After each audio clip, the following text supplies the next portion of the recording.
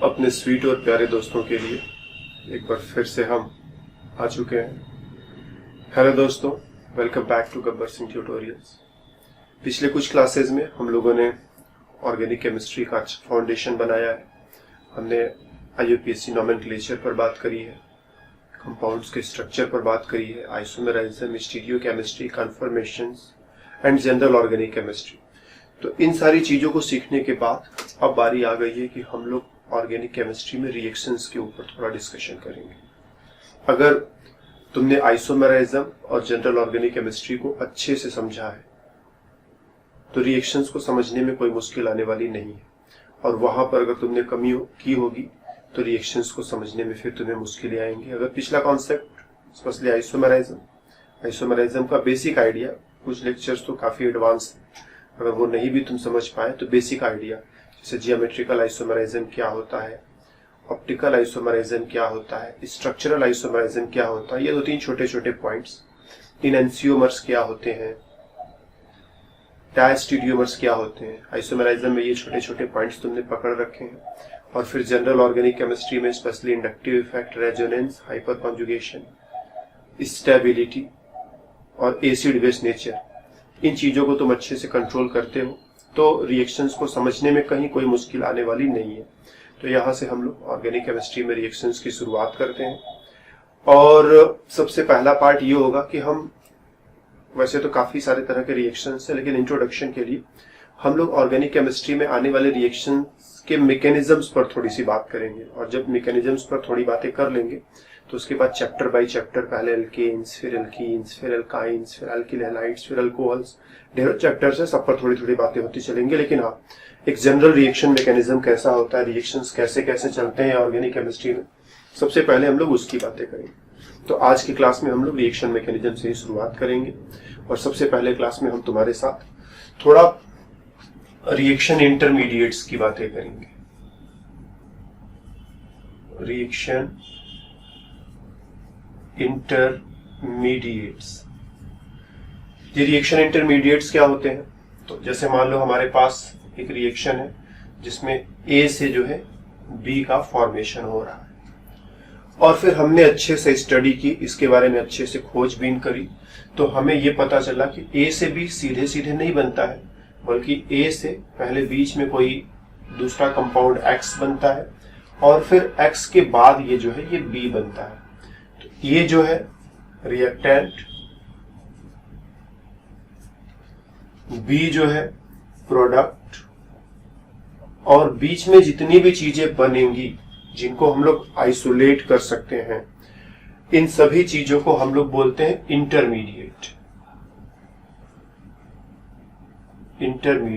और यहीं से वर्ड आता है रिएक्शन इंटरमीडिएट। रिएक्शन इंटरमीडिएट का मतलब जो रिएक्शन के बीच बीच में जो चीजें बनती हैं उन्हीं को हम रिएक्शन इंटरमीडिएट कहते हैं। फिलहाल हमको इस डिफिनेशन से बहुत ज्यादा कोई बहुत लगाव नहीं रखना है, हमें धीरे धीरे से जो है आगे बढ़ जाना है।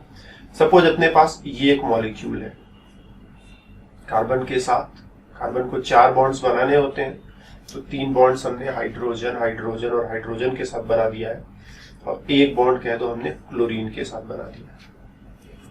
फिर एक दूसरा मॉलिक्यूल भी हम लेते हैं, कार्बन के साथ हाइड्रोजन, हाइड्रोजन और हाइड्रोजन, और एक बॉन्ड जो है लिथियम के साथ बना दे रहे हैं।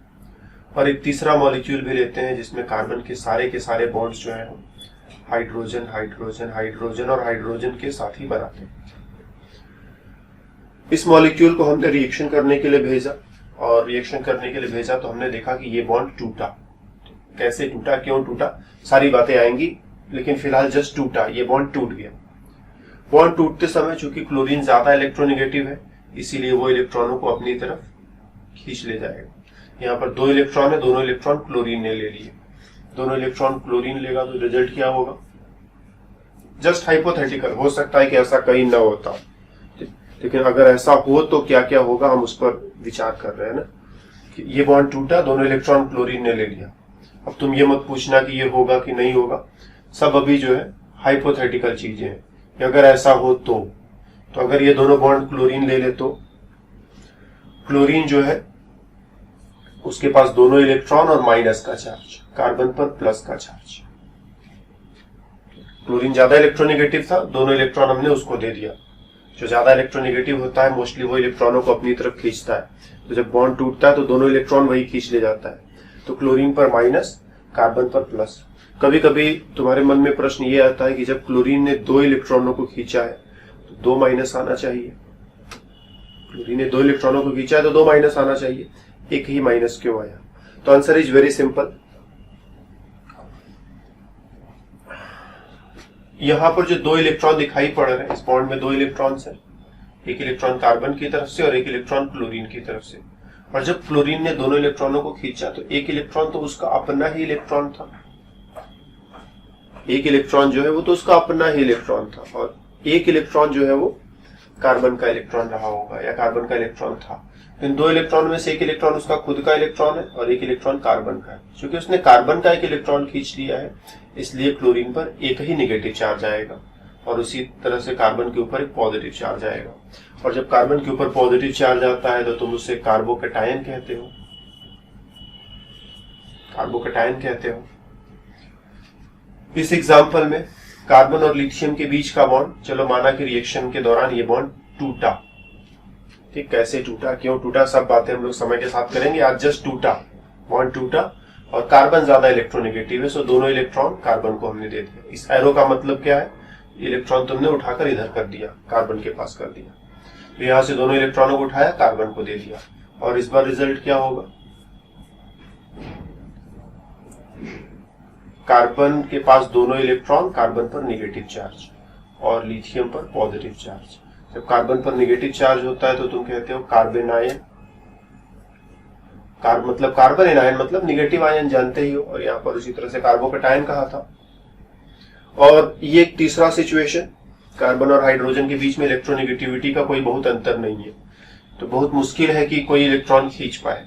हम बहुत एनर्जी देते हैं, ये दोनों बॉन्ड्स थोड़ी कम एनर्जी की मदद से भी टूट जाते हैं। मतलब हम सीधे एनर्जी नहीं देते हैं, बल्कि मतलब बॉन्ड टूटने में एनर्जी तो लगेगी ही लगेगी, नो डाउट, लेकिन ये होता है कि हम डायरेक्टली एनर्जी नहीं देते हैं, हम लोग कुछ दूसरा लालच देते हैं, कुछ दूसरे लालच को दे करके बॉन्ड को तोड़ने के लिए प्रमोट करते हैं। तो यहाँ पर ये ज्यादा इलेक्ट्रोनेगेटिव है, ये इलेक्ट्रॉन लेकर के भागना चाहेगा तो इसे थोड़ा लालच दो, इसे थोड़ा लालच दो, बॉन्ड टूट जाएगा। यहाँ ये इलेक्ट्रोनेगेटिव है, ये कम इलेक्ट्रोनेगेटिव है, ये ज्यादा इलेक्ट्रोनेगेटिव है, तो थोड़ा सा लालच दो के बॉन्ड टूट जाएगा। यहाँ पर ऐसा कुछ नहीं है। यहाँ पर कार्बन और हाइड्रोजन के बीच में किस तरह का लालच देंगे वो हम लोग अभी आगे आने वाले लेक्चर्स में डिस्कस करेंगे, ठीक, डोंट वरी। यहाँ पर क्या है, इलेक्ट्रोनेगेटिविटी का डिफरेंस नहीं है, दोनों की इलेक्ट्रोनेगेटिविटी एक जैसी है, साझेदारी जो है बिल्कुल बराबर बराबर की साझेदारी है। तो हम यहाँ पर किसी तरह का लालच देंगे, इसको कोई लालच दे या इसको कोई लालच दे, दोनों तुम्हारे झांसे में नहीं आएंगे, ना तो इसको तुमसे मतलब है ना तो इसको तुमसे मतलब है। तो इस बॉन्ड को तोड़ने के लिए हम लोग लालच का प्रयोग नहीं करेंगे। लालच का मतलब इलेक्ट्रोफाइल और न्यूक्लियोफाइल से, इसका डिस्कशन हम लोग आने वाले क्लासेस में करेंगे। जिसको हम लालच कह रहे हैं बार बार, उसका मतलब हमारा इलेक्ट्रोफाइल और न्यूक्लियोफाइल से है, उसे हम आने वाले क्लासेस में डिस्कस करेंगे, यहाँ पर नहीं। तो इस बॉन्ड को तोड़ने के लिए खूब एनर्जी लगाओगे, खूब एनर्जी लगाओगे, खूब एनर्जी लगाओगे, बॉन्ड टूटेगा। एक इलेक्ट्रॉन इसके पास, एक इलेक्ट्रॉन इसके पास। ध्यान देना, दो इलेक्ट्रॉनों का मूवमेंट होता है, ऐसे दिखाते हैं। एक इलेक्ट्रॉन का मूवमेंट होगा, ऐसे दिखाएंगे, full arrow, full arrow and half arrow. Full arrow दो इलेक्ट्रॉन के लिए, हाफ एरो एक इलेक्ट्रॉन के लिए। तो एक इलेक्ट्रॉन इसके पास, एक इलेक्ट्रॉन इसके पास, और अब की बार क्या होगा, बॉन्ड टूटा, एक इलेक्ट्रॉन इस कार्बन के पास ऐसे बना दो और एक इलेक्ट्रॉन इस हाइड्रोजन के पास ऐसे बना दो, और हुआ कुछ यूं कि इसे तुम कहोगे फ्री रेडिकल। Free radical. तो तीन सिचुएशंस, पहला सिचुएशन कार्बन पर प्लस का चार्ज, कार्बोकैटायन। दूसरा सिचुएशन कार्बन पर माइनस का चार्ज, कार्बन आयन। और तीसरा सिचुएशन बॉन्ड का एक इलेक्ट्रॉन ये ले गया, एक इलेक्ट्रॉन ये ले गया, फ्री रेडिकल। पहले में क्या हुआ था, दोनों इलेक्ट्रॉन क्लोरीन लेकर के भाग गया। दूसरे में क्या हुआ, दोनों इलेक्ट्रॉन कार्बन को दे दिया।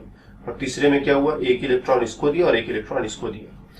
तो तीन सिचुएशंस, यही तीन मेन सिचुएशंस है जो कार्बन के साथ हमें देखने को मिलते हैं, carbocation, carbon ion and free radical. कभी कभी दूसरे इंटरमीडिएट्स भी बनते हैं जिनको हम लोग कार्बीन, नाइट्रीन, बेंजाइन और भी इंटरमीडिएट्स है, लेकिन आज के क्लास में हम यही 3 इंटरमीडिएट्स पर बात करेंगे। बाकी अगर कहीं जरूरत महसूस होगी, जहां जैसी जरूरत होगी वहां और भी इंटरमीडिएट्स हमें नजर आते रहेंगे, लेकिन हम लोग आज के क्लास में शुरुआत करने के लिए यही 3 इंटरमीडिएट्स पर ध्यान देंगे, carbocation, carbon ion and free radical. ठीक, तो जब कार्बन पर प्लस का चार्ज रहे कार्बोकैटायन, माइनस का चार्ज रहे कार्बन आयन, और इस तरह का सिचुएशन रहे 3 बॉन्ड्स और एक सिंगल इलेक्ट्रॉन, तो इसे बोलोगे फ्री रेडिकल।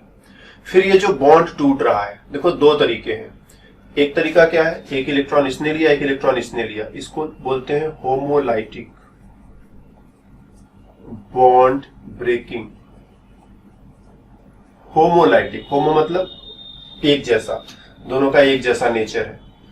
एक इलेक्ट्रॉन इसने लिया, एक इलेक्ट्रॉन इसने लिया, इसीलिए होमोलाइटिक बॉन्ड ब्रेकिंग। और जब दोनों इलेक्ट्रॉन किसी एक ही एटम को मिल जाए तो बोलते हैं हेट्रोलाइटिक बॉन्ड ब्रेकिंग। इसी तरह से यहां पर भी देखोगे तो दोनों इलेक्ट्रॉन क्लोरीन को मिला है, तो इसे भी कहोगे हेट्रोलाइटिक बॉन्ड ब्रेकिंग। तो रिएक्शन के दौरान बॉन्ड 2 तरह से ब्रेक कर सकते हैं, हेट्रोलाइटिक एंड होमोलाइटिक, और most of the time bound जो है हेट्रोलाइटिक तरीके से टूटता है। बहुत ही कभी कभी ऐसा होगा या कुछ ही रिएक्शंस में ऐसा होगा कि बॉन्ड जो है होमोलाइटिक वे में टूटेगा। तो 3 तरह के intermediates, carbon, 3 bonds, positive charge. Carbon, 3 bonds, कोई जरूरी नहीं है कि यहां पर हाइड्रोजन ही लगाया जाए, बहुत सारी चीजें तुम लगा सकते हो, लेकिन फिलहाल सिंपलेस्ट एग्जांपल नेगेटिव चार्ज और डेफिनेटली लोन पेयर रहेगा। और तीसरा सिचुएशन एक सिंगल इलेक्ट्रॉन। तो यहां पर देखोगे तो देखो इस बॉन्ड में 2 इलेक्ट्रॉन, इस बॉन्ड में 2 इलेक्ट्रॉन, इस बॉन्ड में 2 इलेक्ट्रॉन, कार्बन के पास कुल मिलाकर 6 इलेक्ट्रॉन है। यहां पर देखोगे 3 बॉन्ड्स का मतलब 6 इलेक्ट्रॉन और 2 इलेक्ट्रॉन, ये भी काउंट करो। कार्बन के अराउंड 8 इलेक्ट्रॉन है, ऑक्टेट कंप्लीट है। ठीक, और यहां पर देखो कि कार्बन के अराउंड 3 बॉन्ड्स हैं, मतलब 6 इलेक्ट्रॉन और 1 इलेक्ट्रॉन, ये भी मिला दो तो 7 इलेक्ट्रॉन। पॉजिटिव चार्ज था तो हमने क्या कहा, कार्बोकैटायन। नेगेटिव चार्ज था तो क्या कहा, कार्बन आयन। और फ्री रेडिकल है तो इसको फ्री रेडिकल, मतलब सिंगल इलेक्ट्रॉन इस तरह से है और 7 इलेक्ट्रॉन टोटल हो जाते हैं, मतलब कह सकते हैं ऑक्टेट से 1 इलेक्ट्रॉन कम, तो इसको फ्री रेडिकल कहोगे। इनकी स्टेबिलिटी पर हमने इंडक्टिव इफेक्ट में बात करी हुई है, स्पेशली इन दोनों पर बात किया हुआ है, इस पर बात नहीं किया हुआ है। अभी तक हम लोगों ने फ्री रेडिकल की स्टेबिलिटी पर जितना डिस्कशन हम लोगों ने किया है, कहीं कोई डिस्कशन नहीं किया है। तो आज की क्लास में थोड़ा फ्री रेडिकल पर भी बात करेंगे, लेकिन बात की शुरुआत हम लोग ये कार्बोकैटायन से करेंगे। तो अगर कार्बोकैटायन ऐसा रहे,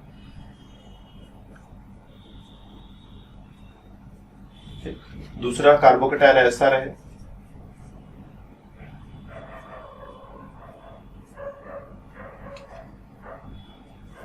तीसरा कार्बोकैटायन ऐसा रहे, और चौथा कार्बोकैटायन ऐसा हो जाए, तो यहाँ हाइड्रोजन हाइड्रोजन हाइड्रोजन, यहाँ एक बार एल्किल ग्रुप, यहाँ 2 बार एल्किल ग्रुप, यहाँ 3 बार एल्किल ग्रुप, इसे तो मिथाइल कार्बोकैटायन कहते हो, मिथाइल कार्बोकैटायन। और जब एक बार एल्किल ग्रुप इस कार्बन के साथ कनेक्टेड है तो प्राइमरी कार्बोकैटायन कहते हो, प्राइमरी कार्बोकैटायन कहते हो। और फिर इसे जो है तुम सेकेंडरी कार्बोकैटायन कहते हो, और इसे जो है टर्शियरी कार्बोकैटायन कहते हो, टर्शियरी कार्बोकैटायन कहते हैं। ठीक, और स्टेबिलिटी इधर की तरफ बढ़ती जाती है, increasing stability.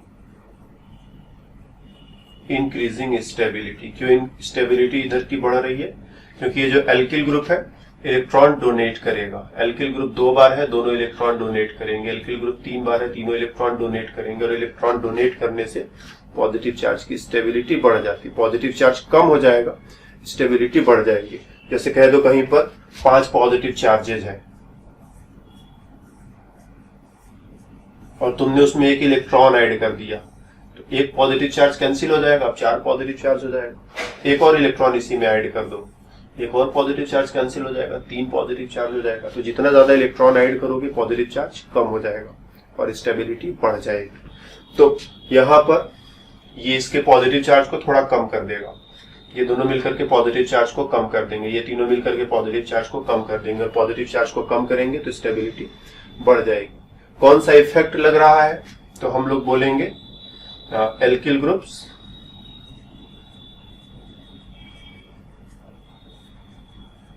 Are electron donating.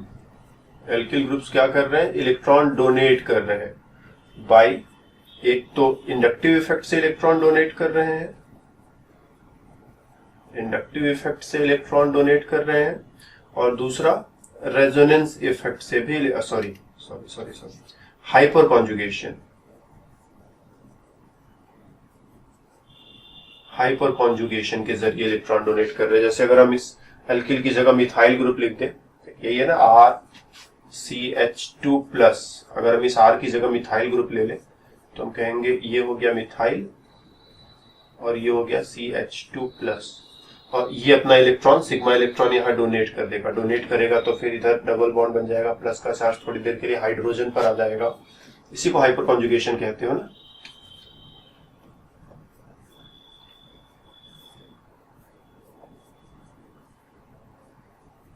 Electron इधर शिफ्ट करा, यहाँ बॉन्ड बना, इस पर प्लस आ गया। इसी तरह से इधर से भी हाइपर कॉन्जुगेशन करा सकते हो, इधर से भी हाइपर कॉन्जुगेशन करा सकते हो। तो प्राइमरी कार्बोकैटायन में 3 बार हाइपर कॉन्जुगेशन होगा। अगर ये सेकेंडरी कार्बोकैटायन रहा होता तो ये सेकेंडरी कार्बोकैटायन रहा होता, इधर भी एल्किल और इधर भी एल्किल, तो क्या होता, 3 हाइपर कॉन्जुगेशन यहां से हो सकते थे, H, H और H, इन तीनों से इसका हाइपर कॉन्जुगेशन हो सकता है। और इधर भी अगर हम एक मिथाइल ग्रुप ही जोड़ दें तो 3 हाइपर कॉन्जुगेशन, इधर से 6 बार हाइपर कॉन्जुगेशन होगा। तो सेकेंडरी कार्बोकैटायन और ज्यादा स्टेबल है क्योंकि ज्यादा हाइपर कॉन्जुगेशन होगा। हाइपर कॉन्जुगेशन से क्या होगा, पॉजिटिव चार्ज कार्बन पर तो था ही, अभी हाइड्रोजन पर चला गया, फिर इसी तरह से इस हाइड्रोजन पर आ जाएगा, फिर इसी तरह से इस हाइड्रोजन पर आ जाएगा। तो कह दो 2% इस पर आ गया, 2% इस पर आ गया, 2% इस पर आ गया, तो यहाँ पर 94% ही बचेगा। तो ये हाइपर कॉन्जुगेशन से पॉजिटिव चार्ज कार्बन पर कम हो जाता है, और जितना जितना कार्बन पर कम होगा डेफिनेटली उतना उतना हाइड्रोजन पर चला जाएगा, लेकिन इससे इसकी स्टेबिलिटी बढ़ जाती है। यहाँ पर अब मान लो प्रत्येक हाइड्रोजन 2% पॉजिटिव चार्ज अपने पास ले जाता है, 2% यहाँ, 2% यहाँ, 2% यहाँ, 2% यहाँ, यहाँ, यहाँ, मतलब 12% पॉजिटिव चार्ज यहाँ कम हो जाएगा, 88% बचेगा, स्टेबिलिटी बढ़ जाएगी। इसीलिए प्राइमरी से सेकेंडरी, सेकेंडरी से टर्शियरी में जाते हो तो हाइपर कॉन्जुगेशन की वजह से स्टेबिलिटी बढ़ती चली जाती है। इसी तरह से फ्री रेडिकल्स होते हैं ना, हम ऊपर से कॉपी कर लें क्या, चलो फिर से लिखते हैं, बहुत मेहनत लगेगा कॉपी करने में। फ्री रेडिकल्स में भी देखोगे, अगर मिथाइल फ्री रेडिकल है, प्राइमरी फ्री रेडिकल है, प्राइमरी फ्री रेडिकल को हम लोग ऐसे लिख दे अब जल्दी जल्दी, सेकेंडरी फ्री रेडिकल है, ऐसे लिख सकते हो, टर्शियरी फ्री रेडिकल है, तो तुम देखते हो इधर से इधर की तरफ स्टेबिलिटी बढ़ रही है, स्टेबिलिटी बढ़ रही है। स्टेबिलिटी क्यों बढ़ रही है, एक तो हम लोग ये लॉजिक दे दें, यहाँ पर 7 इलेक्ट्रॉन है, मतलब ऑक्टेट तक पहुंचने के लिए 1 इलेक्ट्रॉन की जरूरत है, 1 इलेक्ट्रॉन की जरूरत है, और एल्किल ग्रुप इलेक्ट्रॉन डोनेट करेगा, ये डोनेट करेगा, ये डोनेट करेगा, डोनेट करके उसकी इलेक्ट्रॉनों की कमी को थोड़ा पूरा कर देगा। लेकिन ये बहुत अच्छा रीजन नहीं है ना, बस ऐसे ही काम चलाओ। पहले हमें भी यही पता हुआ करता था जब हम नया नया पढ़ा करते थे ऑर्गेनिक केमिस्ट्री, लेकिन फिर धीरे धीरे और पढ़ा तो बातें समझ में आई। तो प्राइमरी मिथाइल की तुलना में प्राइमरी की तुलना में सेकेंडरी की तुलना में टर्शियरी और ज्यादा स्टेबल है। क्यों ज्यादा स्टेबल है, बिकॉज ऑफ हाइपर कॉन्जुगेशन। जैसे मान लो इस एल्किल की जगह हम मिथाइल जोड़ दें तो 1 इलेक्ट्रॉन, ये 2 इलेक्ट्रॉन इस तरह से नहीं शिफ्ट करना, ध्यान देना, 1 इलेक्ट्रॉन ऐसे हाफ एरो, तो इधर से 1 इलेक्ट्रॉन, ये वाला भी 1 इलेक्ट्रॉन मिला करके यहाँ पर डबल बॉन्ड बन जाएगा। तो जब अगला स्ट्रक्चर बनाओगे तो यहाँ डबल बॉन्ड और हाइड्रोजन बेचारा 1 इलेक्ट्रॉन के साथ पड़ा रहेगा। तो जो फ्री रेडिकल यहाँ पर था अब यहाँ पर आ गया। फ्री रेडिकल मतलब मुसीबत, अब मुसीबत का कुछ हिस्सा इसने उठा लिया, मान लो 2-3% उठा लिया, 3% उठा लिया, चलो मान लो 3% यहाँ, 3% यहाँ, 3% यहाँ, तो यहाँ पर फ्री रेडिकल की वजह से जो मुसीबत है वो 9% कम हो गया और 91% बचती है। तो इस तरह से हाइपर कॉन्जुगेशन की वजह से स्टेबिलिटी बढ़ती चली जाएगी।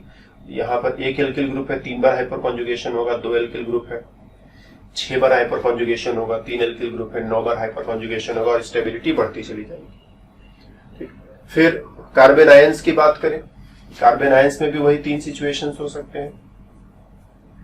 नेगेटिव चार्ज लोन पेयर, फिर प्राइमरी कार्बन आयन लिख दें, ये मिथाइल कार्बन आयन, ये primary carbon ion lone pair भी रहेगा, secondary carbon ion lone negative charge and lone pair, और tertiary carbon ion. Carbon ion में क्या है, नेगेटिव चार्ज है। नेगेटिव चार्ज मतलब उसने बाहर से इलेक्ट्रॉन खाया हुआ है, एक इलेक्ट्रॉन कहीं से चुरा कर लाया है, इसलिए उसके ऊपर नेगेटिव चार्ज है। पहले ही चुरा करके खा चुका है, पेट एकदम भरा हुआ है, दर्द भी कर रहा है, इतना ज्यादा खा लिया कि पेट दर्द कर रहा है, नेगेटिव चार्ज है मतलब पेट दर्द कर रहा है।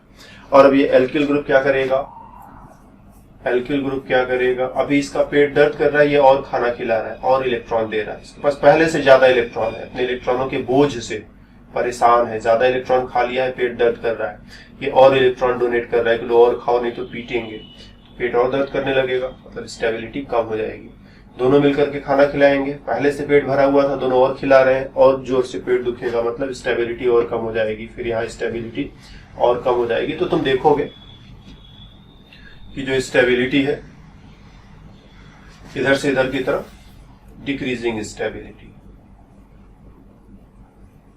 तो कार्बोकैटायन और कार्बन आयन जो है वो हमने जीओसी के टाइम पर भी, वहां पर भी जब इंडक्टिव इफेक्ट पढ़ा रहे थे तो कार्बोकैटायन और कार्बन आयन की स्टेबिलिटी पर डिस्कशन किया था, लेकिन वहां स्टेबिलिटी बढ़ाते समय हाइपर कॉन्जुगेशन का नाम नहीं लिया था, इसीलिए हमने दोबारा फिर से स्टेबिलिटी का नाम लिया।